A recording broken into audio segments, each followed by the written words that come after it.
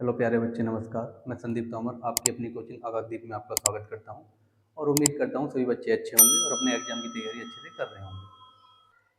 जैसा कि सभी बच्चों को पता है कि हमारी कल से 12th क्लास की जो क्लासेस थी वो शुरू हो गई हैं और अब से एग्ज़ाम तक ये क्लास कंटिन्यू होंगी। और मैंने कल जैसा कि आपको बताया भी था कि जो लगातार इन वीडियो को देखेगा और प्रॉपर ईमानदारी से काम करेगा, ईमानदारी से सारे नोट्स बनाएगा और अच्छी तरीके से रिवीजन करेगा और अपनी प्रॉब्लम कमेंट बॉक्स में हमें बताएगा, ताकि हम तुम्हारी जो जितनी प्रॉब्लम है उन पर भी वर्क कर सकें। तो उसके 90 प्लस नंबर अवश्य ही आएंगे अगर इतना काम कोई करता है तो। चलिए अपना नेक्स्ट टॉपिक देखते हैं। कल हमने पढ़ा था वैद्युत क्षेत्र तक, वैद्युत क्षेत्र और वैद्युत क्षेत्र की तीव्रता पढ़ा था हमने। तो इससे आगे हम चलते हैं बिंदु आवेश के कारण वैद्युत क्षेत्र। नेक्स्ट टॉपिक आता है हमारा बिंदु आवेश के कारण वैद्युत क्षेत्र। बिंदु आवेश के कारण वैद्युत क्षेत्र, वैद्युत क्षेत्र बोल दो या वैद्युत क्षेत्र की तीव्रता बोल दो, ठीक है। इसके लिए हम क्या मानेंगे, एक आवेश को मानेंगे। माना कोई आवेश जो है बिंदु ऊपर स्थित है, ठीक है। माना कोई आवेश प्लस क्यू बिंदु ऊपर स्थित है, इससे स्मॉल आर की दूरी पर एक बिंदु पी है जिस पर हमें बिंदु आवेश के कारण वैद्युत क्षेत्र की तीव्रता ज्ञात करनी है। बिंदु ओ की बिंदु पी से स्मॉल आर की दूरी है और इसके लिए किसी बिंदु आवेश को अनंत से बिंदु पी तक लाया जाता है, ठीक है। तब इनके बीच में एक वैद्युत प्रतिकर्षण बल कार्य करता है और तब इनके बीच लगने वाला वैद्युत प्रतिकर्षण बल, और फिर आगे हम डेरिवेशन को शुरू कर देते हैं, ठीक है। इतना हमें ध्यान रखना है। दोबारा से देखेंगे। माना कोई बिंदु आवेश प्लस क्यू बिंदु ऊपर स्थित है, इससे इस बिंदु से स्मॉल आर की दूरी पर एक बिंदु पी है जिस पर हमें बिंदु आवेश के कारण वैद्युत क्षेत्र की तीव्रता ज्ञात करनी है। इसके लिए किसी परीक्षण आवेश को अनंत से बिंदु पी तक लाया जाता है, तब इनके बीच लगने वाला वैद्युत प्रतिकर्षण बल, और फिर हम आगे डेरिवेशन शुरू कर देते हैं, ठीक है। तो इसमें लिख लेंगे, माना कोई बिंदु आवेश प्लस क्यू बिंदु ओ पर स्थित है, ठीक है। बिंदु बिंदु ओ से स्मॉल आर की दूरी पर एक बिंदु पी है जिस पर हमें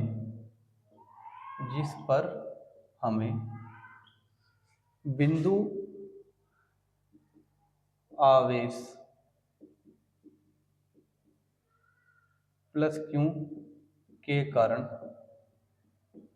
वैद्युत क्षेत्र की तीव्रता ज्ञात करनी है, ठीक है। तो इसके लिए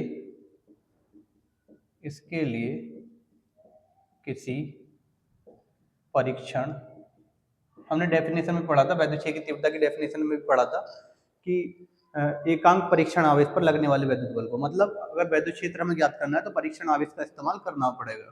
तो इस वजह से थ्योरी में भी परीक्षण आवेश को लेकर के आएंगे, ठीक है। कोई नॉर्मल आवेश या बिंदु आवेश को तो प्लस क्यू से मानेंगे और परीक्षण आवेश को किससे मानेंगे, क्यू नॉट से मानेंगे, जैसे कि हमने पिछली थ्योरी में पढ़ा था, पिछली वीडियो में पढ़ा था, ठीक है। किसी परीक्षण आवेश क्यू नॉट को, ठीक है, अनंत से बिंदु पी तक, ठीक है, अनंत से बिंदु पी तक लाते हैं, तब इनके बीच लगने वाला वैद्युत प्रतिकर्षण बल, ठीक है, वैद्युत यहाँ पर लिख देते हैं प्रतिकर्षण बल। तो इनके बीच में बल ही लगेगा जब दो आवेश रहते हैं। यहाँ पर हम कोई परीक्षण आवेश Q नॉट को लिए और इन दोनों के बीच की दूरी या इन दोनों बिंदुओं के बीच की दूरी क्या है, स्मॉल r है। ठीक है, ये है। तो थ्योरी इस हिसाब से हमने पढ़ी है। माना कोई बिंदु आवेश प्लस Q बिंदु O पर स्थित है। ठीक है, बिंदु O, इस वाले पॉइंट का नाम क्या है, बिंदु O है। तो प्लस Q कहाँ पर स्थित है, बिंदु O पर स्थित है। ठीक है, और बिंदु O से स्मॉल r की दूरी पर बिंदु P है। तो O से स्मॉल r की दूरी पर बिंदु P है ये रहा। ठीक है, जिस पर हमें वैद्युत क्षेत्र की तीव्रता ज्ञात करनी है। इस P बिंदु पर ही हमें वैद्युत क्षेत्र की तीव्रता ज्ञात करनी है। तो इसके लिए हम क्या करते हैं, इसके लिए किसी परीक्षण आवेश Q नॉट को अनंत से P बिंदु तक लेकर के आते हैं। P बिंदु पर जब फिर इन दोनों के बीच में प्रतिकर्षण बल कार्य करने लगता है और वही प्रतिकर्षण बल होता कितना है उसे देख लेते हैं। ठीक है, लगने वाला प्रतिकर्षण बल F बराबर में कितना होगा, 1/4 pi epsilon not into Q। वैसे तो नॉर्मली प्रतिकर्षण का बल का सूत्र जो होगा, आकर्षण प्रतिकर्षण बल का सूत्र का यूज हम कूलाम के नियम के द्वारा करते हैं। तो कूलाम का नियम क्या बोलता है, कूलाम के नियम से आता है 1/4 पाई एप्सिलॉन नॉट इंटू के भी आता था, परंतु अगर हमने माध्यम निर्वात या वायु माना है तो के को हटा करके लेंगे। ठीक है, तो यहाँ पे एक वर्ड ऐसे भी लिख सकते हैं, यदि संपूर्ण माध्यम निर्वात या वायु है, ठीक है, तब इनके बीच लगने वाला वैद्युत प्रतिकर्षण बल। यहाँ से हम ऐसे भी कर सकते हैं। ठीक है, नहीं तो नॉर्मली हम यहाँ पर के का यूज कर भी ले सकते हैं कि संपूर्ण माध्यम क्या है, के परावर्तनांक वाला माध्यम है, तो हम यहाँ पर के लेंगे। ठीक है, नॉर्मल माध्यम माना अगर हमने वायु वाला माध्यम लेना है तो यहाँ पर के नहीं लेना है। नॉर्मल तो सूत्र होता है 1/4 पाई एप्सिलॉन नॉट इनटू के इंटू में Q नॉट बटे R का स्क्वायर, ये सूत्र होता है। ठीक है, अगर निर्वात या वायु के लिए लेते हैं तो निर्वात या वायु के लिए के हट जाता है। ठीक है,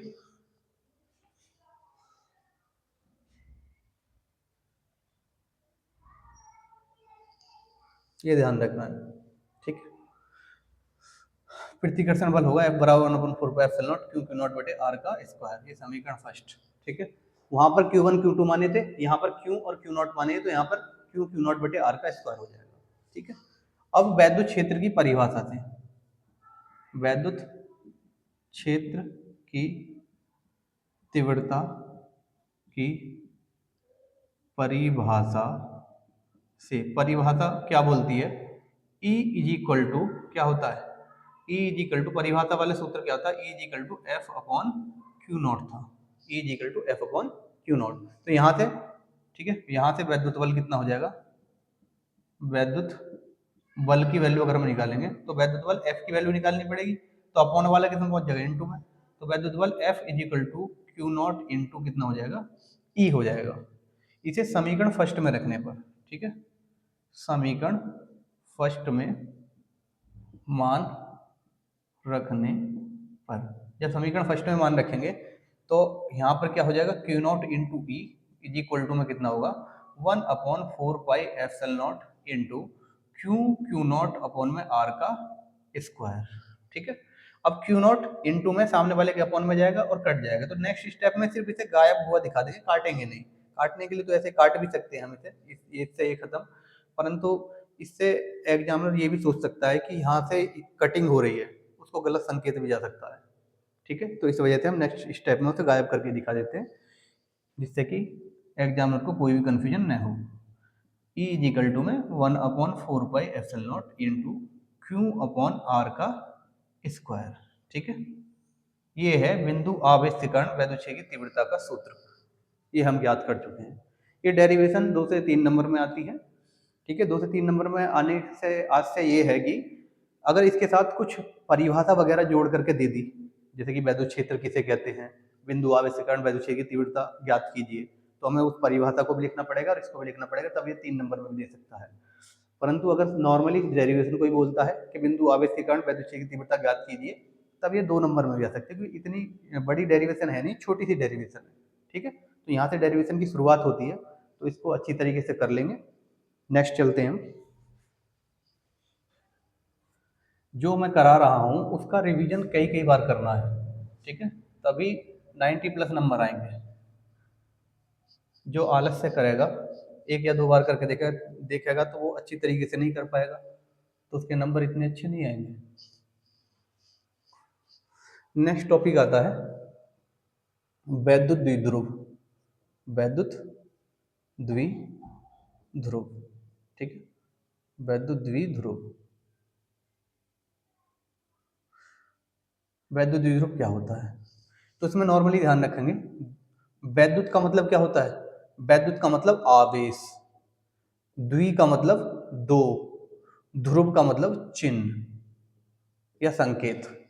ठीक है, तो आवेश दो चिन्ह, तो इसमें आवेश के दो चिन्ह होते हैं, एक तो प्लस का होता है और दूसरा माइनस का होता है, सेम होता है। ठीक है, तो और एक दूसरे से कुछ दूरी पर रखे होते हैं या 12 दूरी पर रखे हुए होते हैं, उसे बोलते हैं वैद्युत द्विध्रुव। ध्यान रखना है। ठीक है, तो इसी को हम नॉर्मल परिभाषा के रूप में लिख देते हैं। ये जो इनका वर्ड, जिसने इन वर्डों का मतलब पता कर लिया वो इसको आराम से जान लेगा कि वैद्युत का अर्थ क्या है, आवेश, द्वि का मतलब दो, ध्रुव का मतलब चिन्ह। तो इसमें आवेश के दो चिन्ह होते हैं, और ये आवेश के दो चिन्ह, एक प्लस का और दूसरा माइनस का, और एक दूसरे से 12 दूरी पर रखे होंगे, ये ध्यान रखना है। तो इसको परिभाषा में इस हिसाब से ही लिख देंगे। जब दो बराबर व विपरीत प्रकृति के आवेश एक दूसरे से एक दूसरे से 2l दूरी पर, 2l दूरी पर, ठीक है, 2l दूरी से ले लेते हैं, नॉर्मल l दूरी से लिए नहीं मानते, क्योंकि l/2 अच्छा सा नहीं लगेगा। तो बीच में से जो दूरी होती है ये, क्योंकि इनका अपना अपना एरिया बांटना होता है, तो ये l दूरी इसका एरिया हो जाएगा और इसका एरिया l दूरी तक हो जाएगा, तो इनका अपना अपना एरिया हो जाएगा अलग अलग। ठीक है, तो बीच में से l और l कितने हो जाएंगे, ये टोटल मिला करके 2l दूरी हो जाएगी। ठीक है, आसान रहेगा कैलकुलेशन में, तो इसलिए 2l दूरी मानते हैं। तो 2l दूरी पर रखे होते हैं, रखे होते हैं, तब यह संरचना, तब यह संरचना क्या कहलाती है? वैद्युत द्विध्रुव कहलाती है। वैद्युत द्विध्रुव कहलाती है। ठीक है, तो जब दो बराबर और विपरीत प्रकृति के आवेश, जैसा कि चित्र में दिखाया हुआ है, एक दूसरे से कुछ दूरी पर रखे होते हैं या 12 दूरी पर रखे हुए होते हैं, तब यह संरचना क्या कहलाएगी? वैद्युत द्विध्रुव कहलाती है। ठीक है, अब आगे आता है वैद्युत द्विध्रुव आघूर्ण। वैद्युत द्विध्रुव आघूर्ण। ठीक है, वैद्युत द्विध्रुव आघूर्ण। वैद्युत द्विध्रुव आघूर्ण क्या होता है? वैद्युत द्विध्रुव आघूर्ण, अगर ये चित्र आपको समझ में आ गया है तो आघूर्ण, बस ये ध्यान रखना, आघूर्ण नामक शब्द जहां पर आता है वहां पर या तो बीच की दूरी से गुणा करते हैं या लंबवत दूरी से गुणा करते हैं, वो देखेंगे हमें कौन सी दूरी दी गई हुई है। ठीक है, द्विध्रुव आघूर्ण में बीच की दूरी दी गई है तो बीच की दूरी से गुणा करेंगे, और कहीं कहीं वलयुग्म आघूर्ण तुम्हें देखने के लिए मिलेगा आगे, तो वलयुग्म आघूर्ण में आपको क्या करना है, लंबवत दूरी से गुणा करनी है। ठीक है, तो वलयुग्म आघूर्ण में लंबवत दूरी से गुणा करेंगे, इसमें बीच की दूरी से। कुल मिलाकर आघूर्ण का मतलब होता है दूरी से गुणा करना, दूरी से गुणा करना। अब मैंने आपको ये बताया था वैद्युत का मतलब क्या है, आवेश, द्वि का मतलब दो, ध्रुव का मतलब चिन्ह। ठीक है, तो आवेश के दो चिन्ह तो हैं इसमें, इसका अर्थ तो यही होगा, ये तो इसकी नॉर्मल परिभाषा में ही आ गया। तो आघूर्ण, दो चिन्हों को तो गायब कर देंगे क्योंकि इनका कोई यूज नहीं है, आवेश ही लेना नॉर्मल। ठीक है, ये तो परिभाषा के रूप में यूज हम करते हैं। तो आवेश, और आघूर्ण का मतलब है दूरी। आघूर्ण का मतलब क्या है? दूरी, दूरी से गुणा। दिमाग में आ रही बात नहीं? आवेश का अर्थ है, मतलब वैद्युत का अर्थ आवेश है, और आघूर्ण का मतलब है दूरी से गुणा। तो हम इसकी परिभाषा इसी हिसाब से हम बना सकते हैं कि आवेश, आवेश तथा आवेशों के गुणनफल को, आवेशों के गुणनफल को क्या कहते हैं? वैद्युत द्विध्रुव आघूर्ण कहते हैं। वैद्युत द्विध्रुव, ठीक है, द्विध्रुव आघूर्ण कहते हैं। ठीक है, इसे P से प्रदर्शित करते हैं, इसे P से प्रदर्शित, ठीक है, प्रदर्शित करते हैं। तो वैद्युत द्विध्रुव आघूर्ण को P से प्रदर्शित करते हैं। तो वैद्युत द्विध्रुव आघूर्ण को जब P से प्रदर्शित करेंगे तो इसे P से लिख लेंगे। ठीक है, वैद्युत द्विध्रुव आघूर्ण P इज इक्वल टू, यहाँ पर लिख देता हूं मैं। ठीक है, वैद्युत द्विध्रुव, ठीक है, वैद्युत द्विध्रुव आघूर्ण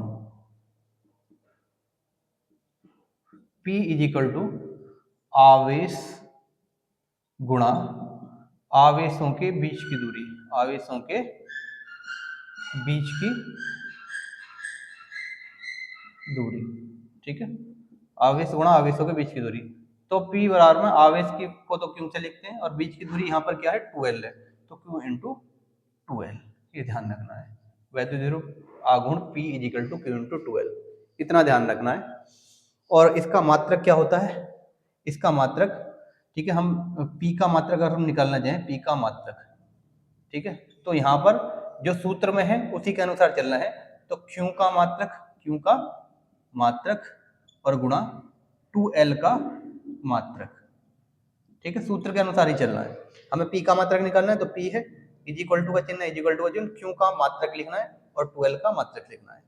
तो P का अगर मैं मात्रक निकालना चाहूंगा तो Q का मात्रक हमने पहले ही पढ़ चुके हैं, कूलाम, और 2L का मात्रक क्या है, ये 2L बीच की दूरी है और दूरी का मात्रक हमेशा ही मीटर होता है, ये ध्यान रखना है। तो कूलाम गुणा मीटर, कूलाम गुणा मीटर, तो इसका मात्रक क्या हो जाएगा, कूलाम मीटर, ठीक है। तो द्विध्रुव आघूर्ण P का मात्रक क्या हो जाएगा, कूलाम मीटर, ठीक है।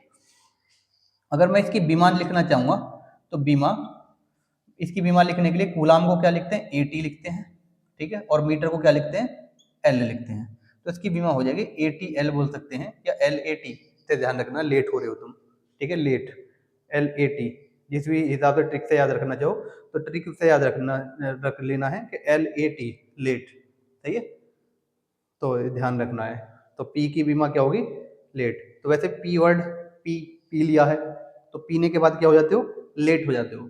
इस तरीके से हमें याद रखना है कि जो भी अगर पीने वगैरह, हाँ, पीने वाले होते हैं, दारू वगैरह जो पीते हैं वो लेट ही जाते हैं घर पर, तो P की बीमा क्या हो जाएगी, लेट, LAT, ठीक है। P क्या है, द्विध्रुव आघूर्ण, ठीक है, द्विध्रुव आघूर्ण, ठीक है। इसको भी ट्रिक से याद रख सकते हैं कि भाई द्विध्रुव आघूर्ण को P से लिखते हैं, और द्विध्रुव आघूर्ण के बारे में जब भी पूछेगा तुमसे तो पीने का अर्थ भटकने से है, और भटकने कोई चीज भटकता कब है, भटकती जब है जब उसके दिमाग में कोई दो चीज इकट्ठी आती हो कि मैं ये करूं या ये करूं, अपोजिट चीज आती हो। तो ये अपोजिट चीज ही तो है, एक प्लस का एक माइनस का, ठीक है, दो चीज जहां पर आएंगी भटकने वाली उसे क्या बोलेंगे, द्विध्रुव, ठीक है। इस हिसाब से हम ट्रिक से भी याद रख सकते हैं।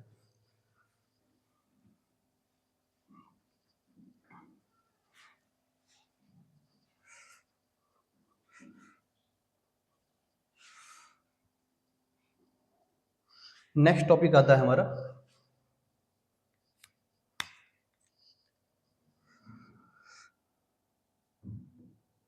वैद्युत द्विध्रुव की अक्षीय स्थिति में वैद्युत क्षेत्र, ठीक है, वैद्युत द्विध्रुव की अक्षीय स्थिति में वैद्युत क्षेत्र। इसके लिए हम क्या देखेंगे, तो सबसे पहले वैद्युत द्विध्रुव किसे बोलते हैं उसकी संरचना बनानी है, उसकी संरचना बनाने के बाद हम थ्योरी लिखेंगे, जिस हिसाब से हमने संरचना बनाई है उस हिसाब से हमने उसकी थ्योरी लिखनी है। अब देखो, वैद्युत द्विध्रुव हमने अभी पढ़ा है जस्ट, क्या होता है इसमें, एक माइनस का आवेश होता है, दूसरा प्लस का आवेश होता है, और दोनों के बीच की दूरी 12 होती है, ये भी L होती है, ठीक है। यहाँ मैं थोड़ा बड़ा बना देता हूँ चित्र, जिससे कि आपको स्पष्ट दिखाई दे सके, ठीक है। तो ये दो आवेश हैं, ठीक है, ये दो आवेश हैं, एक माइनस क्यू है, दूसरा प्लस क्यू है, और दोनों के बीच की दूरी क्या है, ये भी L है और ये भी L है, तो L L अर्थात 2L हो गई है, ठीक है। और इससे, इसके मध्य बिंदु से क्यों लेते हैं, अगर कोई दो भाई होते हैं, ठीक है, तो अगर मतलब कहने का किसी का बंटवारा होता है दो भाइयों का, तो बिल्कुल बीचों बीच से होगा, मतलब बराबर बराबर बांटा जाएगा, इस हिसाब से कि किसी को भी बुरा ना लगे या किसी के साथ नाइंसाफी ना हो, ठीक है। तो सीधी सी बात है कि जो बंटवारा करने वाला है वो बीच में आएगा, समय पहले कहाँ आएगा, बीच में आएगा, इसी हिसाब से ध्यान रखना है, ठीक है। तो मध्य बिंदु से ही लेते हैं द्विध्रुव, जब भी हम पढ़ेंगे तो मध्य बिंदु से ही दूरी लेंगे, इस वाले बिंदु से ही दूरी लेनी है हमेशा, इतना ध्यान रखना है, ठीक है। अब इस वाले बिंदु से स्मॉल आर की दूरी पर अक्षीय स्थिति में, स्थिति दो होती है, ठीक है, स्थिति दो होती है। ये वाली, ये तुमने पढ़ा होगा निर्देशांक ज्यामिति अगर किसी ने पढ़ी है तो ये एक्स अक्ष होता है, ठीक है, और ये वाई अक्ष होता है। तो एक्स अक्ष के अंदर मतलब इस दिशा में अगर मैं चलूंगा तो इसे बोलूंगा मैं अक्षीय। क्या बोलूंगा मैं? अक्षीय। अगर मैं इस वाली दिशा के अकॉर्डिंग चल रहा हूं, वाई अक्ष के अंदर चल रहा हूं, तो इसे बोलूंगा मैं निरक्षीय, ठीक है, निरक्षीय। इतना ध्यान रखना है, ठीक है। इस वाले बिंदु के अनुसार चल रहा हूं मैं तो क्या बोलूंगा? अक्षीय। ऐसे चल रहा हूं बिल्कुल सीध में उसकी में तो अक्षीय बोलूंगा, और ऊपर नीचे वाली डायरेक्शन में अगर मैं जा रहा हूं तो उसे क्या बोलूंगा मैं? निरक्षीय बोलूंगा। इतना ध्यान रखना है, ठीक है। तो मध्य बिंदु से कितनी दूरी पर? स्मॉल आर की दूरी पर, ठीक है, स्मॉल आर की दूरी पर, यहां पर कोई मैं पी पॉइंट मान लेता हूं, पी बिंदु, ठीक है। इस पर हमें वैद्युत क्षेत्र की तीव्रता ज्ञात करनी है। तो मध्य बिंदु से स्मॉल आर की दूरी है, खुद सोचो, यहां से लेके यहां तक की दूरी क्या है? स्मॉल आर है, ठीक है। यहां मैं दिखा देता हूं, यहां से दूरी है पी बिंदु की, क्या है? स्मॉल आर, ये वाला स्मॉल आर है। तो खुद सोचो इस वाले बिंदु से यहां से लेकर दूरी कितनी होगी? ये एल और जुड़ जाएगी, यहां से लेकर यहां तक कितनी है? स्मॉल आर है। तो मैं इधर की साइड अगर चला तो एल और जुड़ गई, तो क्या हो जाएगी? आर प्लस एल, पहले से ज्यादा होगी ना। यहां से लेके यहां तक की दूरी क्या है? मेरे हाथों को देखो जरा, यहां से लेके यहां तक की दूरी आर है, और मैं इधर की साइड चला तो जुड़ गई है दूरी, मतलब ज्यादा हो गई है पहले से। ज्यादा होने का मतलब क्या होता है? जुड़ जाना। तो ये आर प्लस एल हो जाएगी। क्या हो जाएगी? Are plus L. आर तो यहाँ से लेके यहाँ तक थी, और यहाँ से अगर मैं इधर की साइड से दिखाऊंगा तो यहाँ से लेके यहाँ तक कितनी हो जाएगी? आर प्लस एल, पी बिंदु तक की दूरी।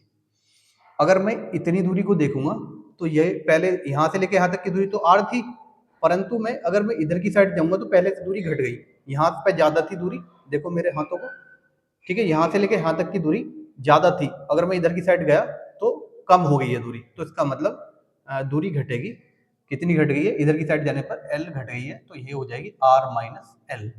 यहाँ से लेके यहाँ तक की दूरी कितनी हो जाएगी? R minus L. इतना ध्यान रखना है, ठीक है। और जैसा कि हमने बिंदु आवेश के कारण वैद्युत क्षेत्र की तीव्रता पढ़ा था, तो उसका सूत्र क्या आता था निकल करके? E is equal to, single आवेश के कारण आता था 1/4πε0 Q बटे R का स्क्वायर। वैद्युत क्षेत्र की तीव्रता सिंगल आवेश से बन जाती है क्योंकि उसके सूत्र में सिंगल आवेश है, तो एक ही आवेश से वैद्युत क्षेत्र बन सकता है।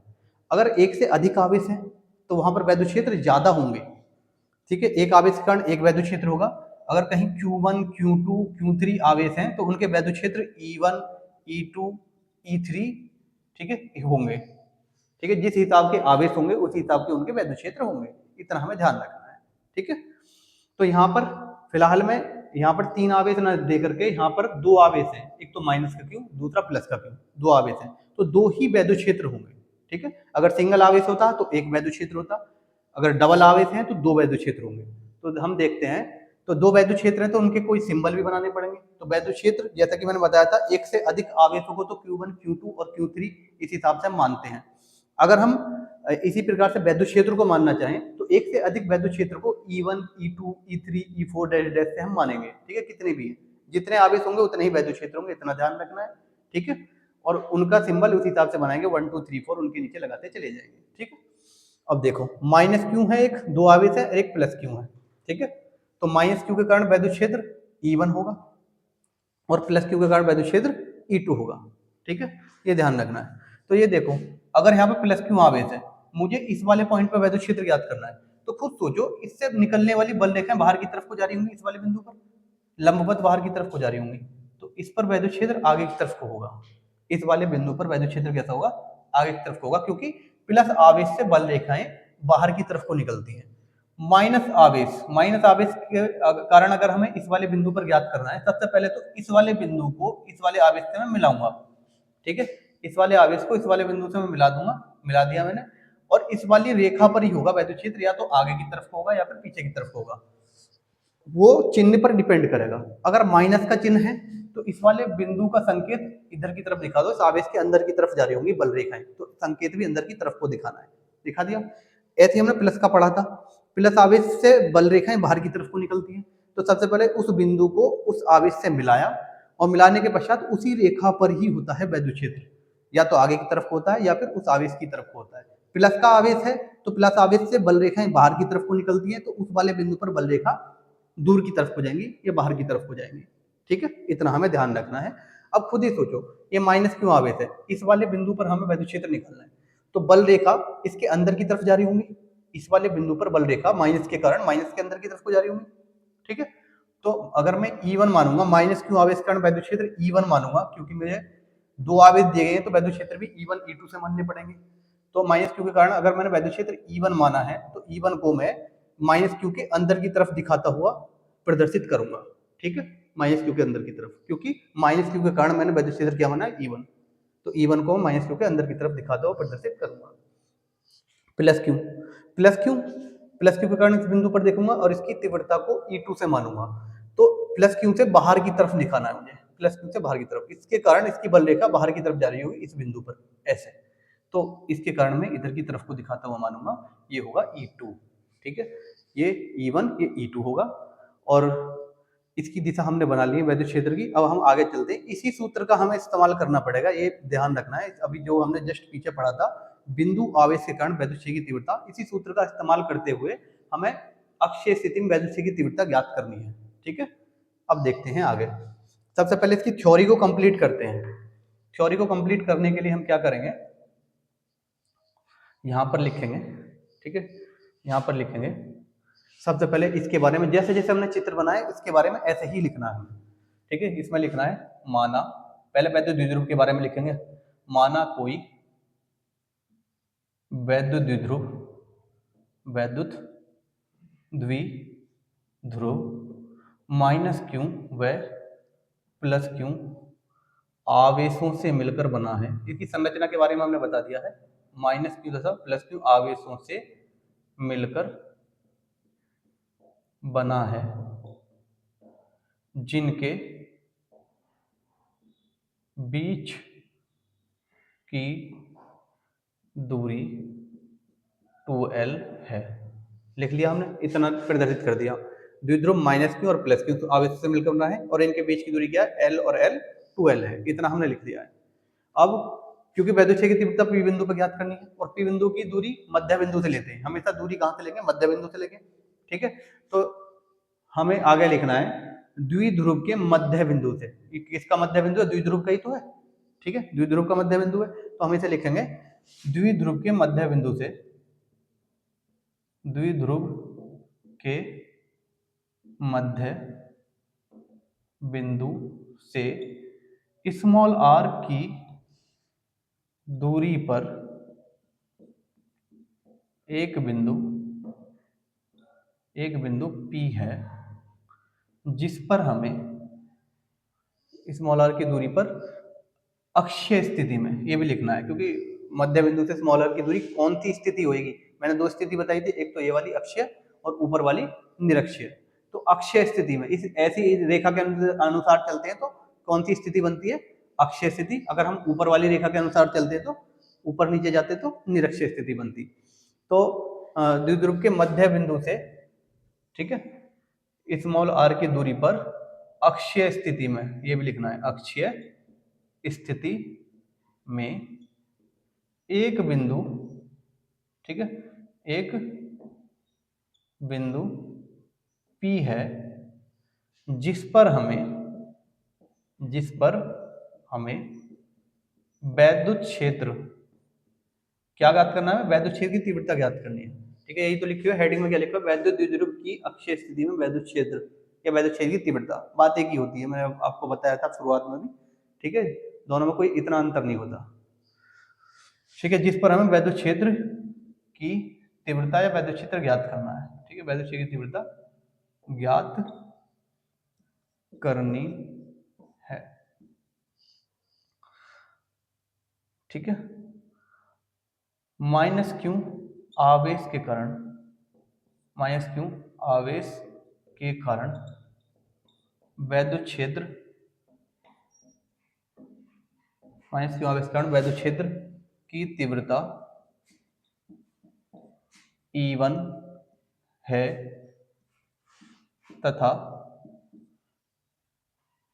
प्लस क्यू आवेश के कारण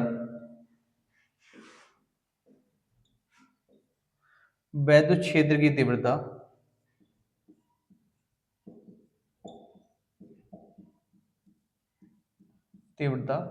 E2 है। ठीक है, जैसा कि हमने यहाँ पे चित्र में भी जब दिशा दिखाई थी तो माइनस क्यू के कारण जब दिशा लिखी थी तो E1 लिखा था माइनस क्यू के कारण, और प्लस क्यू के कारण जब दिशा लिखी थी तो उसे किससे लिखा था, E2 से लिखा था। तो माइनस क्यू आवेश के कारण वैद्युत क्षेत्र की तीव्रता E1 तथा प्लस क्यू आवेश के कारण वैद्युत क्षेत्र की तीव्रता E2 है। ठीक है, इतना ध्यान रखना है। यदि संपूर्ण माध्यम, संपूर्ण निकाय, माध्यम में संपूर्ण निकाय, निकाय का मतलब ये टोटल संरचना, इसे बोलते हैं निकाय, जो जितनी भी संरचना है तो इसे बोलेंगे निकाय। यदि संपूर्ण निकाय यहां पर के परावैद्युतांक, अब की बार के परावैद्युतांक ले लेते हैं, के परावैद्युतांक वाले माध्यम में रखा है तब, ठीक है, तब यहां पर लिखना है। फिर नेक्स्ट उसमें माइनस क्यू आवेश के कारण वैद्युत क्षेत्र की तीव्रता, ठीक है, वैद्युत क्षेत्र की तीव्रता। तो माइनस क्यू आवेश के कारण वैद्युत क्षेत्र की तीव्रता निकालेंगे पहले हम यहाँ पर सूत्र, तो E1 से लिखेंगे, E1 इज इक्वल टू कितना होगा, 1/4πε0 इंटू के लेना है क्योंकि हमने लिख दिया है संपूर्ण निकाय के परावर्तनांक वाले माध्यम में रखा है। अब की बार के परावर्तनांक लेना है ε0 के साथ में, निर्वात वायु मानते तो के को हटा करके लेते। ठीक है, तो हमने नेक्स्ट इसमें लिखा 1/4πε0 और इंटू में के, और इंटू में हो जाएगा माइनस क्यू। हमेशा ध्यान रखना है वैद्युत क्षेत्र एक सदिश राशि, हमने यहाँ पे इसकी दिशा बताई, दिशा बनाई है यहाँ पर हमने इसकी। तो दिशा बनाने से आशय ये है कि अगर हम किसी भी सदिश राशि की दिशा बना लेते हैं तो उसका उस राशि में उसका चिन्ह का कोई इस्तेमाल नहीं रहता है। ठीक है, तो आवेश का चिन्ह नहीं लेंगे इसमें। तो माइनस क्यू आवेश कारण वैद्युत क्षेत्र की तीव्रता हमने लिख तो लिया है, परंतु इसके सूत्र में आवेश का चिन्ह नहीं लेंगे क्योंकि आवेश के इसने आवेश के चिन्ह ने शुरुआत में ही इसकी दिशा बना दी है, इसका काम ऑलरेडी खत्म हो चुका है। इसका काम सिर्फ दिशा बनाने का था। माइनस क्यू के कारण माइनस की तरफ होती है, प्लस क्यू के कारण प्लस से दूर की तरफ होती है, इसने दिशा बना दी है माइनस प्लस ने। तो सदिश राशि में कभी भी आवेश का चिन्ह नहीं लेंगे, ये ध्यान रखना है। ठीक है, तो यहाँ पर माइनस क्यू के कारण वैद्युत क्षेत्र की तीव्रता तो मैंने भले ही लिख दिया है, परंतु यहाँ पर मैं सूत्र में नहीं लूंगा। इसका क्यों नहीं लूंगा मैंने बता दिया, सदिश राशियों में आवेश का चिन्ह नहीं लिया जाता है। ठीक है, तो यहाँ पर मैं प्लस क्यू ही लिखूंगा और बटे में आर का स्क्वायर होता है, बटे में वैसे तो होता है आर का स्क्वायर। क्या देखो, माइनस क्यू से पी बिंदु की दूरी आर है क्या, यहाँ पे देखा हमने, ये तो बीच के बिंदु से है आर, परंतु माइनस क्यू से तो दूरी आर प्लस एल है। दिखाई दे रहा है सभी को, माइनस क्यू से दूरी कितनी है, आर प्लस एल है। तो यहाँ पर आर का स्क्वायर ना होकर के क्या होगा, आर प्लस एल का होल स्क्वायर। ठीक है, जैसी दूरी उसी दूरी का स्क्वायर इसी हिसाब से लेंगे। ठीक है, तो ये हो गया। ऐसे ही में प्लस क्यू आवेश के कारण लिखूंगा, प्लस क्यू आवेश के कारण वैद्युत क्षेत्र की तीव्रता E2 से लिखूंगा, E2 इज इक्वल टू में सेम फॉर्मूला लिखूंगा 1/4πε0 इंटू में के और इंटू में प्लस क्यू है। मैंने बताया आवेश का चिन्ह जब से माइनस का या प्लस का, हमें प्लस का ही लेना है। आवेश का चिन्ह ना लेने का अर्थ ये है कि वो प्लस का ही आएगा। तो ये प्लस क्यू और बटे में दूरी, प्लस क्यू से दूरी कितनी है, प्लस क्यू से दूरी है आर माइनस एल, तो ये क्या होगा, आर माइनस एल का होल स्क्वायर। ठीक है, ये हो गया, आ रही बात समझ में। अब ये माइनस क्यू और प्लस क्यू के कारण हमने वैद्युत क्षेत्र की तीव्रता इतनी इतनी होंगी, ये तो हमने लिख लिया है, हमने ज्ञात कर लिया है। परंतु बिंदु P पर इनके वैद्युत क्षेत्र जुड़ेंगे या घटेंगे, इनके हमें अलग अलग वैद्युत क्षेत्र तो पता चल गए हैं कि ये इतने इतने हैं। माइनस क्यू के कारण इतना आया है, प्लस क्यू के कारण इतना आया है, पर परिणामी बिंदु P पर कितना है वो अभी हमें नहीं पता है।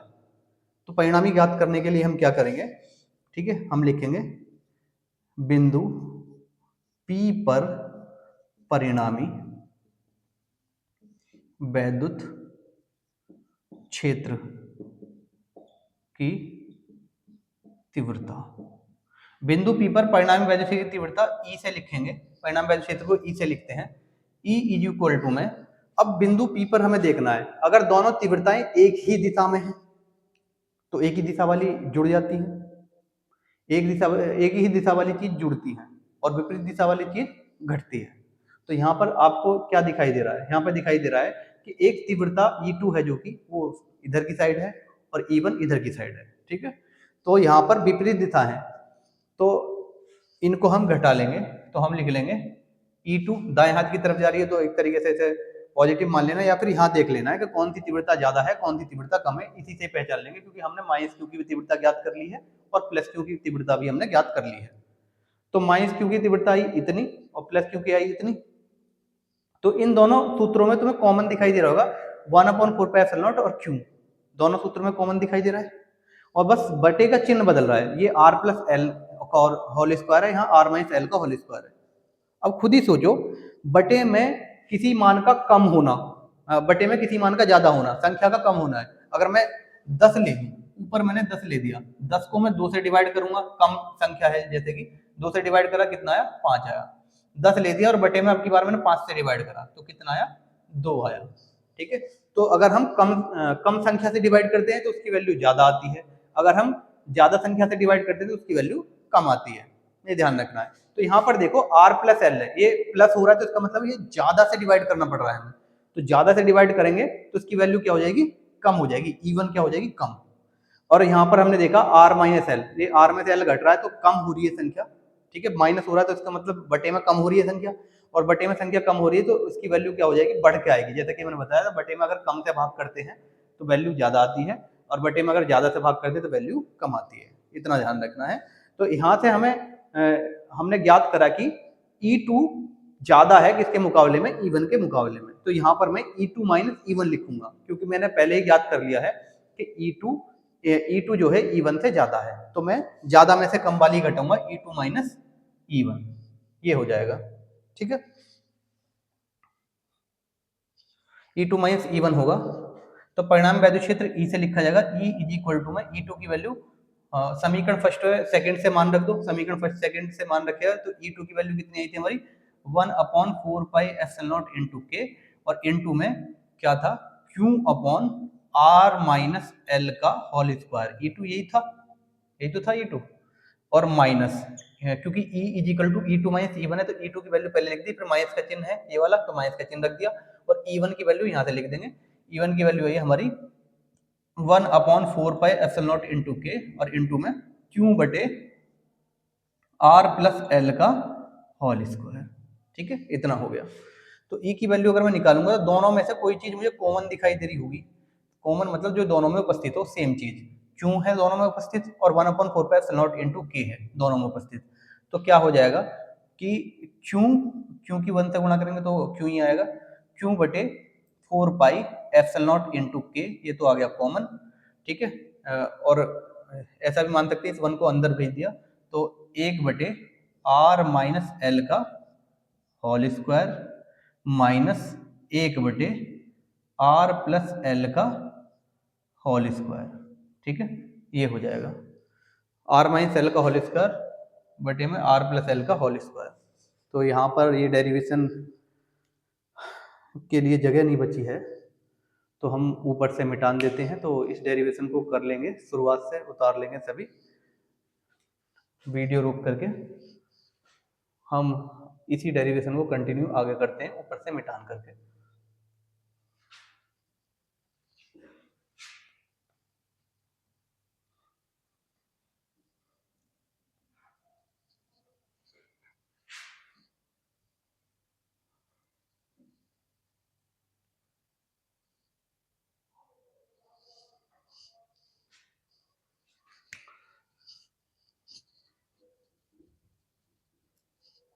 तो यहाँ पर आया था हमारा E is equal to Q बटे 4πε0 इंटू के, तो कॉमन आया था, कोष्टक के अंदर r माइनस एल का होल स्क्वायर, ठीक है, माइनस 1/r प्लस एल का होल स्क्वायर, ठीक है, r प्लस एल का होल स्क्वायर कोष्टक 1 था। अब इन दोनों का एलसीएम ले लेंगे, ई इज इक्वल टू में क्यू अपॉन 4 पाई एप्सिलॉन नॉट इंटू के तो कॉमन चल ही रहा है, और यहाँ पर एलसीएम किसी को लेना नहीं आता तो इधर की इधर मल्टीप्लाई करते हैं। सबसे पहला स्टेप इधर की इधर मल्टीप्लाई करते हैं, पहला स्टेप हो गया। फिर नीचे से ऊपर की मल्टीप्लाई करते हैं तो दूसरा स्टेप हो गया, और नीचे की नीचे मल्टीप्लाई करते हैं तो ये तीसरा स्टेप होगा। ऊपर से नीचे की मल्टीप्लाई करके सबसे पहले लिखते हैं ऊपर, नीचे से ऊपर की मल्टीप्लाई करके ये भी ऊपर ही लिखा जाता है दूसरे नंबर पे, फिर बटे का चिन्ह आता है, नीचे की नीचे मल्टीप्लाई करके बटे में आता है। ये वैल्यू ध्यान रखना है, ठीक है। तो हम देख लेंगे।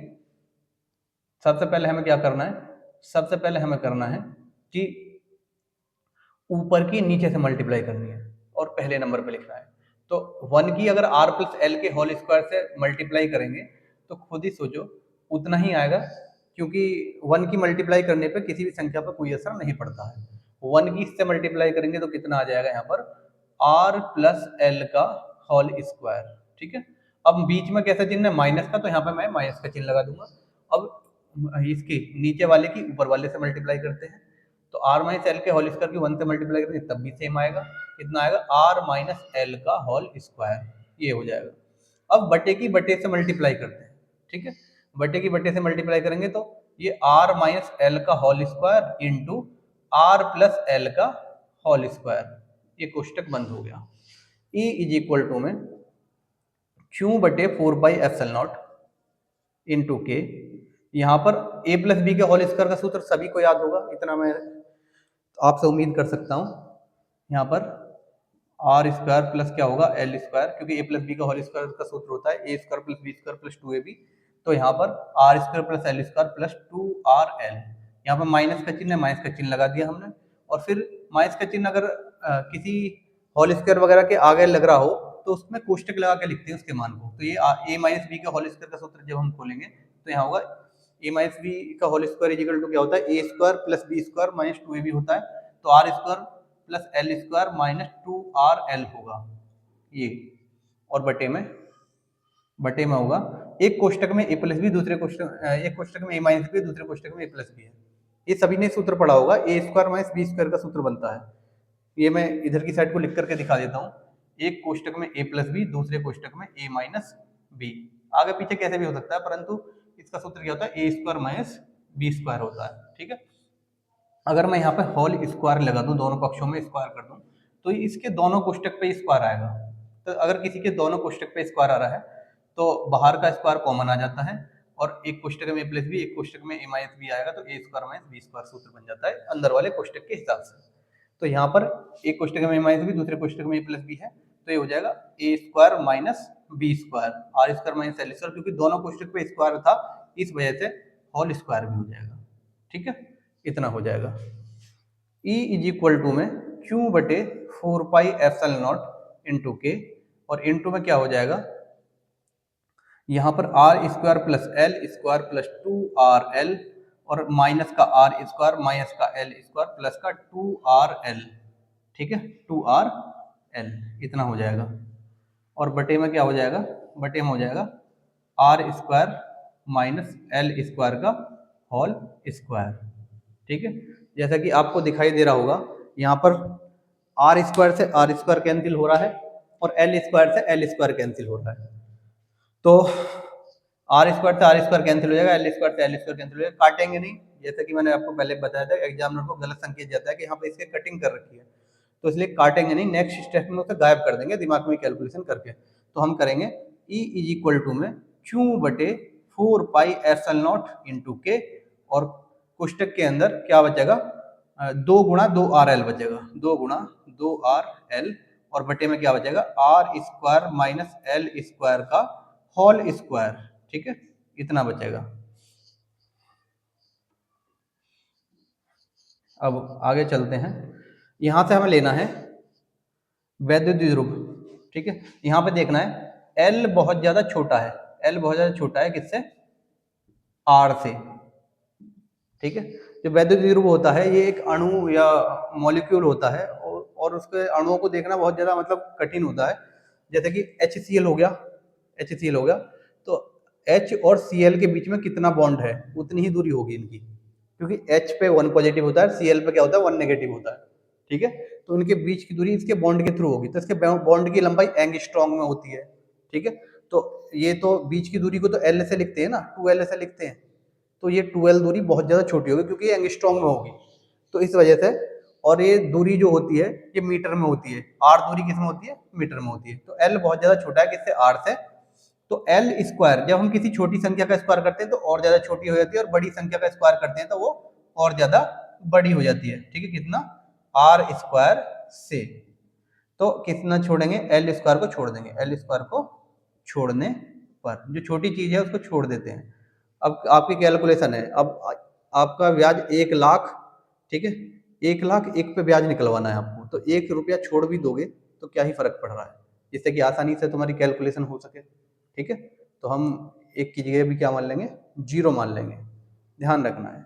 तो छोटी संख्या को छोड़ दिया जाता है, तो एल स्क्वायर को छोड़ने पर, एल को नहीं छोड़ना है, ध्यान रखना, एल को नहीं छोड़ना है, बहुत से बच्चे एल को छोड़ देते हैं, एल स्क्वायर को छोड़ना है हमें। ठीक है, तो एल स्क्वायर को छोड़ने पर तथा, तथा यहाँ पर दूसरा संकेत आ रहा है वैद्युत द्विरूप। देखो यहाँ पर हमने वैद्युत द्विरूप पढ़ा था P बराबर में Q इंटू 2L पढ़ा था, वैद्युत द्विरूप क्या पढ़ा था, P बराबर Q इंटू 2L। तो जहाँ पर Q, 2 और L तीन वर्ड दिखाई देंगे गुणा में, वहां पर हम उन तीन वर्डों को गायब करके P लिख सकते हैं उनकी जगह।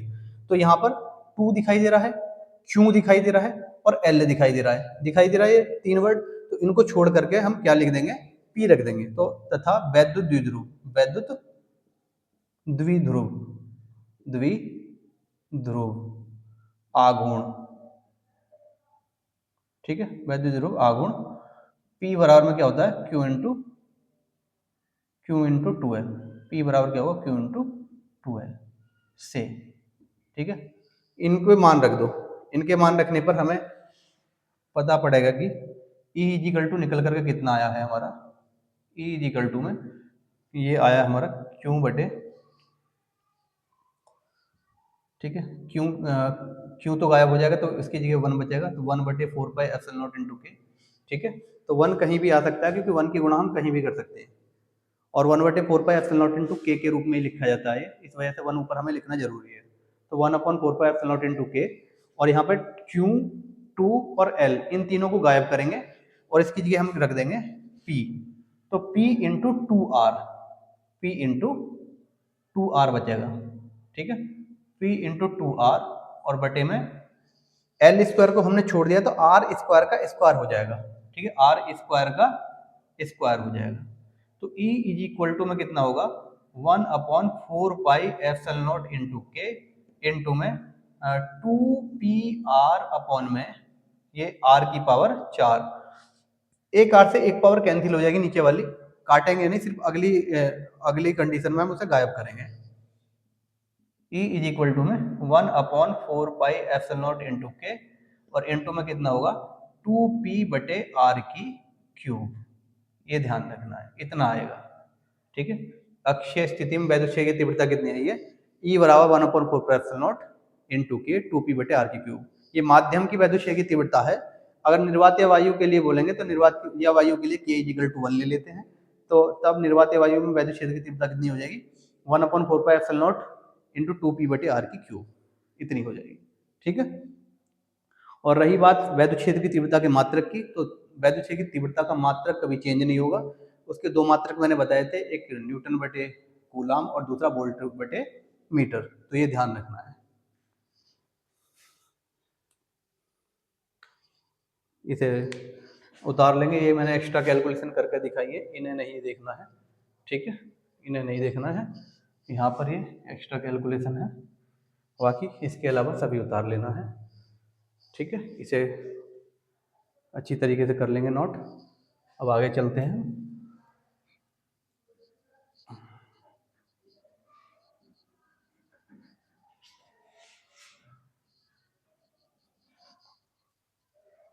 आगे आता है निरक्षीय स्थिति में वैद्युत क्षेत्र की तीव्रता। ठीक है, शॉर्टकट में मैं लिखता हूँ, वैसे तो पूरी हेडिंग होती है वैद्युत द्विध्रुव, वैद्युत द्विध्रुव की निरक्षीय स्थिति में वैद्युत क्षेत्र की तीव्रता, ठीक है। निरक्षीय स्थिति में वैद्युत क्षेत्र की तीव्रता बोल देंगे शॉर्टकट में, या फिर वैद्युत द्विध्रुव की निरक्षीय स्थिति में वैद्युत क्षेत्र की तीव्रता बोलेंगे। इसके लिए हम क्या मानेंगे, सेम टू सेम वही चित्र बनाएंगे, ठीक है। माना एक वैद्युत द्विध्रुव माइनस क्यू व प्लस क्यू आवेशों से मिलकर बना है, ठीक है। माइनस क्यू और प्लस क्यू आवेशों से मिलकर बना है, और जिनके बीच की दूरी 2l है, ये वाली दूरी भी l है और ये वाली दूरी भी क्या है, l है, तो l और l कितनी हो जाएगी, 2l हो जाएगी, ठीक है। तो हर बार की तरह हमें क्या लेना है, द्विध्रुव के मध्य बिंदु से दूरी लेनी है। तो द्विध्रुव के मध्य बिंदु से स्मॉल r की दूरी पर निरक्षीय स्थिति में, अब की बार पहले तो अक्षीय स्थिति में ऐसे ली थी, ऐसी वाली स्थिति को अक्षीय स्थिति बोलते थे, अब की बार निरक्षीय स्थिति में बोलेंगे। तो स्मॉल r की दूरी पर निरक्षीय स्थिति में एक बिंदु P है जिस पर हमें वैद्युत क्षेत्र की तीव्रता ज्ञात करनी है। तो स्मॉल r की दूरी पर ये निरक्षीय स्थिति ले लेंगे और यहाँ पर एक बिंदु P बोलेंगे, इस पर हमें वैद्युत क्षेत्र की तीव्रता ज्ञात करनी है। तो इसके लिए वैद्युत क्षेत्र की तीव्रता ज्ञात करने के लिए सबसे पहले आवेश को उस बिंदु से मिलाते हैं जिस बिंदु पर हम वैद्युत क्षेत्र ज्ञात करना होता है। तो हम इस वाले आवेश को भी इस वाले बिंदु से मिला देंगे, क्योंकि हमें P बिंदु पर वैद्युत क्षेत्र ज्ञात करना है, ठीक है। इस वाले बिंदु से मिला दिया, और इस वाले आवेश को भी पटरी की सहायता से मिलाएंगे, ठीक है। ऐसे स्केल रख करके स्केल की सहायता से ऐसे मिला देंगे। तो इस वाले आवेश को भी हम कैसे मिला देंगे, P बिंदु से मिला देंगे, ठीक है। P बिंदु से मिलाने का मेन मकसद ये है कि हमें माइनस क्यू के कारण या प्लस क्यू के कारण दिशा निकालनी है, वैद्युत क्षेत्र की तीव्रता की दिशा निकालनी है। अब खुद ही सोचो, मैंने अभी बताया था तुम्हें, अगर माइनस का आवेश है तो माइनस आवेश के अंदर की तरफ बल रेखाएं होती हैं। अगर मैं यहाँ पर वैद्युत क्षेत्र ज्ञात करना हूँ, तो वैद्युत क्षेत्र की दिशा अगर मुझे यहाँ पर निकालनी है, तो सबसे पहले इस वाले इसको आवेश से मिलाया, और क्योंकि अगर ये माइनस का है तो माइनस के कारण बल रेखाएं अंदर की तरफ जाती है, तो इस वाली लाइन पर ही होगी वैद्युत क्षेत्र की तीव्रता की दिशा, और ऐसे मैं आगे की तरफ को बढ़ा दूंगा, ठीक है। अगर कहीं प्लस का आवेश होता, प्लस का आवेश, और उसके कारण मुझे इस वाले बिंदु पर ज्ञात करना होता, तब मैं पहले इस बिंदु को मैं किससे मिलाऊंगा, इस प्लस वाले आवेश से मिलाऊंगा। और क्योंकि प्लस वाले आवेश से बल रेखाएं बाहर की तरफ को निकलती है, हर तरफ, ठीक है, बाहर की तरफ को निकलती है, तो इस वाले बिंदु पर कैसे जा रही होंगी, बाहर की तरफ को जा रही होंगी। तो बाहर की तरफ को मैं ऐसे दिखा दूंगा, इस वाले बिंदु पर वैद्युत क्षेत्र की तीव्रता की दिशा कैसी होगी, आगे की तरफ को होगी, ठीक है। तो अच्छी तरीके से समझ में आ गया होगा। तो आगे चलते हैं। यहाँ पर माइनस क्यू के कारण हम पी बिंदु पर देखेंगे, तो इस वाली रेखा पर ही होगी वैद्युत क्षेत्र की तीव्रता की दिशा। तो आगे की तरफ को तो नहीं होगी, क्योंकि माइनस का आवेश है, तो माइनस आवेश के अंदर की तरफ होती है बल रेखाएं। तो ये माइनस आवेश के कारण वैद्युत क्षेत्र की तीव्रता जो E1 होगी, अब की बार जो E1 होगी, ठीक है, यहाँ पर E1 है वो नीचे की तरफ को होगी, ठीक है। और प्लस क्यू के कारण वैद्युत क्षेत्र की तीव्रता मिलाने वाली रेखा पर होती है, तो मिलाने वाली रेखा ये है, और इस वाली रेखा पर प्लस क्यू के कारण बल रेखाएं बाहर की तरफ को निकलती है, तो इस वाली रेखा के कारण वैद्युत क्षेत्र की तीव्रता ऐसे ऊपर की तरफ को जाएगी, जैसा कि दिखाया गया है चित्र में, ऐसे ऊपर की तरफ को यहाँ पर क्या होगी, E2, जैसा कि हम पहले से ही मानते हुए आए हैं। माइनस क्यू के कारण वैद्युत क्षेत्र की तीव्रता को E1 से मानते हुए आए हैं, प्लस क्यू के कारण वैद्युत क्षेत्र की तीव्रता को E2 से मानते हुए आए हैं, ठीक है। अगर ये वाला कोण, यहाँ पे ध्यान रखना है, ये इसके समानांतर रेखा खींच देते हैं, द्विध्रुव के समानांतर इस P बिंदु पर एक रेखा खींच देते हैं। ये कोण जितना होगा थीटा, उतना कोण ही ये वाला होता है। ये सभी ने ज्यामिति में पढ़ा होगा अच्छी तरीके से। अगर दो समांतर रेखाएं होती हैं, उनको तीसरी रेखा कोई काटती है, तो ये अल्टरनेट एंगल होते हैं शायद, ये ठीक है, ये आपस में क्या होते हैं, बराबर होते हैं। ये समांतर रेखाओं को काटती हुई तीसरी रेखा कोई जा रही है, तो ये एंगल आपस में क्या होते हैं, बराबर होते हैं। और तीसरा, जब दो लाइनें आपस में क्रॉस करती हैं, तो उनके आमने सामने के कोण बराबर होते हैं। अगर ये थीटा है तो ये भी क्या होगा, थीटा होगा, ठीक है। इतना हमें ध्यान रखना है। तो ये अगर थीटा है तो ये वाला भी कोण भी थीटा होगा। तो इसी भांति अगर ये वाला, क्योंकि दूरी तो सेम ही है, ये L है और ये वाली दूरी क्या है, R है, ऊपर वाली दूरी R है, ठीक है, ऊपर वाली दूरी है R, ठीक है। मध्य बिंदु से स्मॉल r की दूरी पर P बिंदु पर वैद्युत क्षेत्र ज्ञात करना है हमें। तो सेम टू सेम त्रिभुज सेम है, देखो जरा, ये आधार क्या है L और लंब क्या है R, इसका भी आधार L है, लंब क्या है R है। तो ये अगर ये कोण थीटा माना है, तो ये भी कोण क्या मानना पड़ेगा मुझे, थीटा मानना पड़ेगा। अगर ये कोण थीटा है तो सेम टू सेम इसी की तरह, जैसे हमने ये वाला कोण थीटा माना था, ये थीटा था, तो सेम टू सेम इसकी तरह भी यहाँ पर भी क्या मानना पड़ेगा मुझे, थीटा ही मानना पड़ेगा, ठीक है। इतनी बात समझ में आई। और अभी मैंने आपको बताया था कि दो लाइनें आपस में क्रॉस करती हैं तो आमने सामने के कोण बराबर होते हैं। तो इसी हिसाब से मैं आमने सामने के कोणों को देख लूंगा कि ये अगर थीटा है तो ये वाला कोण भी क्या होगा, थीटा होगा। तो इसमें मैंने देख लिया कि ये वाला कोण अगर थीटा है तो ऊपर वाला कोण भी क्या होगा, थीटा ही होगा, ठीक है। इतना ध्यान रखना है। अब फिलहाल में इसकी थ्योरी लिख लेते हैं। थ्योरी लिखने से पहले इसकी दूरी याद कर लेते हैं। ये त्रिभुज तुम्हें चमक रहा है, ये इसका आधार L है, लंब R है। तो इसका जो कर्ण है, क्योंकि दूरी तो हमें कर्ण के रूप में दी गई है, तो इसका कर्ण निकाल लेते हैं। तो कोई सी एक त्रिभुज की निकाल लेते हैं, सेम ही आएगी। तो हमने पाइथागोरस में पढ़ी होगी, कर्ण का स्क्वायर बराबर लंब का स्क्वायर प्लस आधार का स्क्वायर। तो इसी हिसाब से ये वाली चीज अंडर रूट में हो जाएगी R square plus L square. ठीक है, मैं करके भी दिखा देता हूँ। यहाँ पर मैं अगर इसे कर्ण वालू, कर्ण का स्क्वायर और लंब क्या है, लंब है आर, आर स्क्वायर, आधार क्या है एल है, एल का स्क्वायर। तो कर्ण निकालूंगा, सामने वाले पर अंडर रूट आ जाएगा R square plus L square. Same to same ये भी, इसकी जितनी दूरी आई है सेम ये भी दूरी इतनी आएगी। इस दूरी को भी मैं क्या लिखूंगा, अंडर रूट में R square plus L square. ठीक है, इतना ही लिखूंगा इस दूरी को, ये ध्यान रखना है। अब जैसे जैसे हमने इसको चित्र को बनाया है, उसी हिसाब से हम थ्योरी लिखने वाले हैं। ठीक है, थ्योरी लिखेंगे। अब ये जो चित्र हमने बनाया, इस चित्र को यहाँ पे जूम करके लिख लेते हैं, क्योंकि इस चित्र को यहाँ पे हम स्पष्ट तरीके से नहीं बना सकते हैं। तो हम इस वाले चित्र को, सिर्फ ये पी बिंदु वाले चित्र को, जहां पर तीव्रताएं हैं, एक तीव्रता तो ऊपर की तरफ को जा रही है जिसे मैंने E2 नाम दिया है, ये वाला पी बिंदु है, दिखाई दे रहा होगा सभी को यहाँ पर पी बिंदु। ठीक है, तो और एक तीव्रता नीचे की तरफ को जा रही है जिसे हमने किससे नाम दिया है, E1 से नाम दिया है। और यहाँ पर एंगल जो थे, ऊपर वाला भी थीटा है और नीचे वाला भी थीटा है। ठीक है, तो हमेशा ध्यान रखना है कि कोई भी सदिश राशि और थीटा एंगल पर होती है, 11th क्लास में आपने पढ़ा होगा, दो घटक बनते हैं उसके। थीटा एंगल पर अगर कोई आर है सदिश राशि, तो इसके दो घटक बनेंगे। एक तो जिधर की साइड से कोण दिया गया है उधर की साइड को आर कॉस थीटा लिखेंगे, जिधर की साइड से कोण दिया हुआ होता है उधर आधार होता है और आधार कॉस थीटा में होता है, तो आर कॉस थीटा लिखेंगे। और उस वाली लाइन को बीच में रखते हुए, और कॉस थीटा से लंबवत दिशा में, लंबवत दिशा तो नीचे की तरफ भी हो जाएगी कॉस थीटा की, परंतु वो वाली लाइन बीच में नहीं आएगी, ये वाली लाइन बीच में नहीं आएगी। तो उस वाली लाइन को बीच में रखते हुए कॉस थीटा से लंबवत दिशा में कोई दूसरा घटक खींचते हैं, तो वो उसे बोलेंगे R sine theta, R sine theta. इसके दो घटक बन जाते हैं तो आर की वैल्यू खत्म हो जाती है, इसे मिटान दो जब से, इसकी कोई वैल्यू नहीं बची। इसके दो घटक हमने पूरे कर लिए तो इसकी वैल्यू नहीं बची, इसने अपने दो घटक दे दिए हैं, आर साइन थीटा और आर कॉस थीटा। ठीक है, इतना ध्यान रखेंगे। तो जब भी कोई सदिश राशि किसी कोण पर होती है, इसके दो घटक बनते हैं, आर साइन थीटा और आर कॉस थीटा। तो इसी भांति हम इसके भी दो घटक बना लेंगे, क्योंकि इसने E2 इधर की साइड को है, E2 इधर की साइड को है, और ये मैं E1 इधर की साइड को है, तो ऐसे ही लिख देता हूँ बिल्कुल, जिससे कि तुम्हें ध्यान रहे। तो इधर की साइड से एंगल दिया हुआ है, तो इधर की साइड से एंगल दिया हुआ है, तो जिधर की साइड से एंगल दिया हुआ है उधर की साइड को कॉस थीटा लिखूंगा मैं। ठीक है, ऊपर वाले को लिख रहा हूँ, तो ऊपर वाले का नाम क्या, E2 है, तो इधर की साइड को मैं लिखूंगा E2, ठीक है, cos theta, E2 cos theta. और इस वाली रेखा को, जो घटक है वो बीच में आना चाहिए, मतलब जिसके घटक बना रहे हैं वो लाइन बीच में आनी चाहिए, उससे लंबवत दिशा में ऊपर की तरफ को करूंगा, तो इधर की साइड होगा E2 sine theta, E2 sine theta. ऐसी सेम टू सेम E1 के लिए देखूंगा मैं, तो E1 का कोण कहाँ से है, यहाँ से है, तो इधर की साइड से, इधर की साइड से ये क्या बनेगा, E1 कॉस थीटा इधर की दिशा में, और इस वाली लाइन के लंबवत दिशा में नीचे की साइड, ठीक है, क्या हो जाएगा, E1 साइन थीटा। ठीक है, ये घटक बन गए। अब E1 E2 का अपना अस्तित्व खत्म हो गया, इनके घटक बचेंगे सिर्फ। तो घटक कौन कौन से बचे, E1 cos theta, E2 cos theta, और E1 sin theta, E2 sin theta, ये ध्यान रखना है। सबसे पहले इसकी थ्योरी लिख लेते हैं। तो थ्योरी बिल्कुल अक्षीय स्थिति वाली होगी, माना,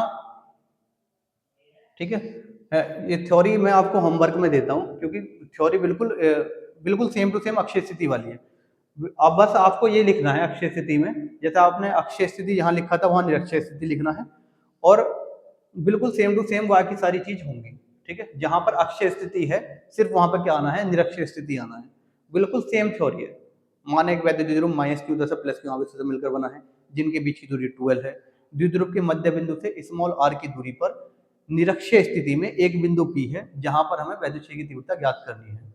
माना माइनस क्यू आवेश कारण वैद्युत क्षेत्र की तीव्रता E1 तथा प्लस क्यू आवेश कारण वैद्युत क्षेत्र की तीव्रता E2 है। यदि संपूर्ण निकाय के परावर्तनांक वाले माध्यम में रखा हुआ है, तब माइनस क्यू आवेश कारण वैद्युत क्षेत्र की तीव्रता। इतना कर लेंगे। तो थ्योरी में स्किप कर देता हूँ, ये आपके लिए इसकी जो थ्योरी है, ठीक है, इसकी जो थ्योरी है वो होमवर्क के रूप में देता हूँ, खुद करनी है, बिल्कुल अक्षीय स्थिति की ही तरह है, बिल्कुल आपको स्वयं करनी है। ठीक है, ये होमवर्क के रूप में थ्योरी देता हूँ, और इसकी डेरिवेशन में खुद करवाता हूँ।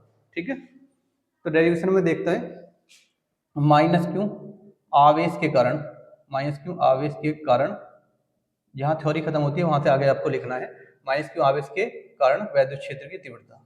ठीक है, वैद्युत क्षेत्र की तीव्रता। माइनस क्यू आवेश वैद्युत क्षेत्र की तीव्रता को किससे लिखेंगे? E1 से लिखेंगे। E1 इज इक्वल टू में कितना होगा? 1/4πε0 इंटू के, अगर के परावर्तन का माध्यम माना है, और इंटू में माइनस क्यू मैंने आपको बताया था कि सदिश राशि में आवेश का चिन्ह नहीं लिया जाता, तो यहाँ पर क्यू बटे में आर का स्क्वायर होगा। आर मतलब दूरी, दूरी क्या है? अंडर रूट में R square plus L square है, ये वाली दूरी है। तो माइनस क्यू आवेश से ये वाली दूरी है अंडर रूट में R square plus L square, दोनों की सेम ही दूरी है खैर। तो यहाँ पर अंडर रूट में R square plus L square ये दूरी होगी, और क्योंकि आर का स्क्वायर था तो इसलिए स्क्वायर भी लगाएंगे। तो E1 की वैल्यू कितनी आएगी निकल करके? 1/4πε0 इंटू के इंटू में क्यू बटे में R square plus L square. ठीक है, ये हो जाएगा। ऐसी ठीक इसी प्रकार प्लस क्यू आवेश के कारण, ठीक इसी प्रकार प्लस क्यू आवेश के कारण वैद्युत क्षेत्र की तीव्रता, ठीक है, वैद्युत क्षेत्र की तीव्रता, अगर मैं प्लस क्यू आवेश के कारण वैद्युत क्षेत्र की तीव्रता मानूंगा तो उसे मैं E2 से लिखूंगा, जैसे कि हम पहले ही मान चुके हैं। ठीक है, ये प्लस क्यू आवेश है, इसके कारण E2 ऊपर की तरफ जा रही है, तो E2 इज इक्वल टू में 1/4πε0 इंटू के, और इंटू में आवेश का चिन्ह तो मुझे लेना ही है, इसका अर्थ है कि प्लस का ही चिन्ह लेना है, तो बटे में। ठीक है, सेम टू सेम इसकी कैलकुलेशन करेंगे तो अंडर रूट में R square plus L square का होल स्क्वायर होगा, बिल्कुल सेम टू सेम इसकी तरह ही। और E2 की वैल्यू भी कितनी निकल करके आ जाएगी? 1/4πε0 इंटू के, और इंटू में क्यू बटे में R square plus L square, इतनी हो जाएगी। ठीक है, अब बिंदु P पर E1 E2 की वैल्यू तो हमने निकाल ली है। अब बिंदु P पर कितना परिणामी वैद्युत क्षेत्र होगा? बिंदु P पर परिणामी वैद्युत क्षेत्र, परिणामी वैद्युत क्षेत्र की तीव्रता, तो आपको दिखाई दे रहा होगा इसमें, इस क्षेत्र में, कि E1 E2, ठीक है, E1 E2 साइन थीटा वाले एक दूसरे को कैंसिल कर रहे हैं, क्योंकि एक ऊपर की दिशा में एक नीचे की दिशा में, तो एक दूसरे को कैंसिल कर रहे हैं। कैंसिल कर रहे हैं मतलब विपरीत दिशा में, तो एक दूसरे को घटाने का कार्य करेंगे। और हमने देखा यहाँ पर इसकी तुलना से हमने देखा E1 की वैल्यू भी सेम आ रही है E2 के बराबर ही। E1 की वैल्यू देखा तो सेम ही है, 1/4πε0 इंटू के क्यू बटे में R square plus L square, same to same ये है 1/4πε0 इंटू के इंटू में क्यू बटे में R square plus L square, मतलब सेम टू सेम है। E1 E2 अगर बराबर है तो E2 साइन थीटा वाला घटक E1 साइन थीटा को कैंसिल कर देगा, क्योंकि E1 E2 आपस में क्या हो गए? बराबर हो गए। इनकी दिशा कैसी है? विपरीत दिशा है, तो विपरीत दिशा होने के कारण ये लंबवत घटक जो होंगे साइन थीटा वाले घटक एक दूसरे को कैंसिल कर देंगे, और सिर्फ cos थीटा वाले जो घटक हैं वो ही बचेंगे। तो परिणामी वैद्युत क्षेत्र की तीव्रता क्या होगी? E इज इक्वल टू में E1 cos theta plus E2 cos theta, क्योंकि ये प्लस क्यों हुए?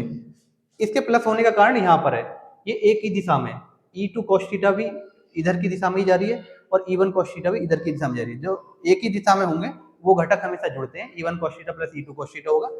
तो E इज इक्वल टू में E1 की जगह 1/4πε0 इंटू के, और इंटू में क्यू बटे में R square plus L square, ये तो चल ही रहा है, और इसके साथ में cos थीटा भी चल रहा है, प्लस E2 की जगह हम सेम लिख देंगे 1/4πε0 इंटू के, क्योंकि दोनों की वैल्यू सेम आई है, इंटू में क्यू बटे में R square plus L square, और इंटू में क्या चल रहा है? cos theta. अब यही वैल्यू सेम दो बार है, अब मैं कहीं x प्लस एक्स लिखता हूं तो क्या हो जाती है? वो 2x हो जाती है, x और x क्या हो जाती है? 2x हो जाती है। इसी हिसाब से मैं इसको, सेम वैल्यू दो बार है तो मैं इसे इस हिसाब से लिख सकता हूँ, E इज इक्वल टू में 2 गुणा 1/4πε0 इंटू के इंटू में R square plus L square और cos थीटा, सेम वैल्यू है दो बार तो cos थीटा लिखेंगे। ठीक है, सेम वैल्यू दो दो की गुणा करके लिख देंगे, ये हो गया। मैं ऊपर से मिटा देता हूँ। ठीक है, ये सब अच्छी तरीके से उतार लेंगे, नोट कर लेंगे।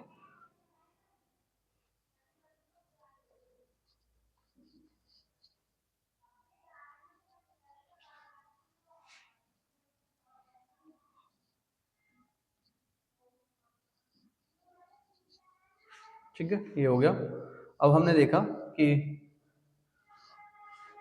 हमारा लास्ट में आया था प्रूफ होकर के, अब cos थीटा की वैल्यू देखेंगे हम। हमारा प्रूफ होकर इतना आया था, E इक्वल टू 2 गुणा 1/4πε0 इंटू के क्यू बटे में R square plus L square.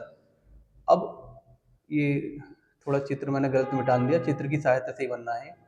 यहाँ पर माइनस क्यों आवेश था और यहाँ पर प्लस क्यों आवेश था, ठीक है। और ये दूरी कितनी थी, r थी, ठीक है, ये चित्र है। और यहाँ पर अगर मैं इसे ए पॉइंट मानता हूँ, इसे बी पॉइंट मानता हूँ, इसे ओ मानता हूँ और इसे पी पॉइंट मानूँ, बिंदु पी है ये तो पी पॉइंट है, तो त्रिभुज कोई से भी त्रिभुज में हम चल लेंगे। ये वाली क्या थी, ये वाली थी अंडर रूट में R square plus L square, ठीक है, अंडर रूट में R square plus L square. ये भी दूरी क्या थी, अंडर रूट में R square plus L square. लंब दूरी क्या थी, आर थी, और आधार दूरी क्या थी, एल थी। दोनों ही त्रिभुज की आधार क्या है, एल। तो कोई से भी एक त्रिभुज में पहुंच जाऊंगा। अगर मुझे कॉस थीटा की वैल्यू निकालनी है, ये थीटा है, यहाँ पर ये भी क्या है, थीटा ही है, तो मुझे कॉस थीटा की वैल्यू निकालनी है, तो कोई से भी त्रिभुज में, या तो ए पी ओ में या फिर त्रिभुज पी ओ बी में, किसी भी त्रिभुज में पहुंच जाऊंगा। तो त्रिभुज ए ओ पी में, ठीक है, cos theta is equal to में कितना होगा, आधार बटे कर्ण। कॉस थीटा की वैल्यू क्या होती है, आधार बटे कर्ण। तो आधार कितना है इस वाले त्रिभुज में, आधार है एल, और कर्ण कितना है, अंडर रूट में L square plus R square, या R square plus L square. तो आधार कितना है, एल बटे में अंडर रूट में R square plus L square, ठीक है। उपरोक्त समीकरण में रख देंगे जो पीछे वाली समीकरण आई है, ठीक है। तो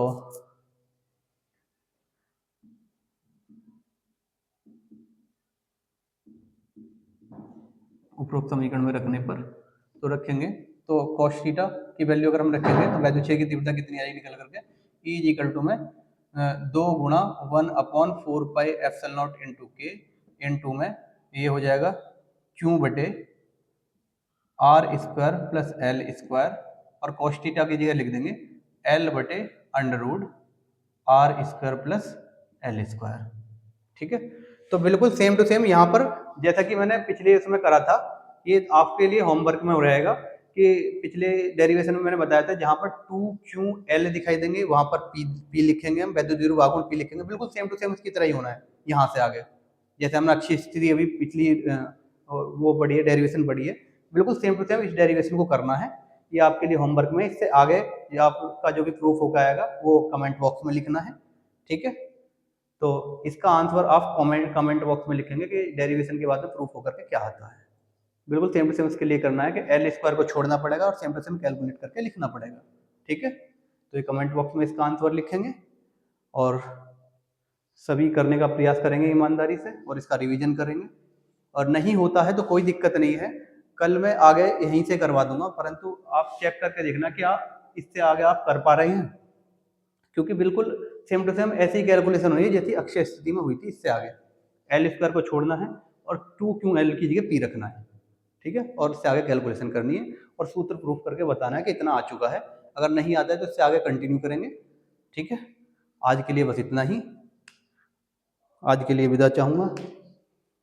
फिर मिलते हैं कल नई वीडियो के साथ, नए टॉपिक के साथ। तब तक के लिए नमस्कार, जय हिंद, जय भारत।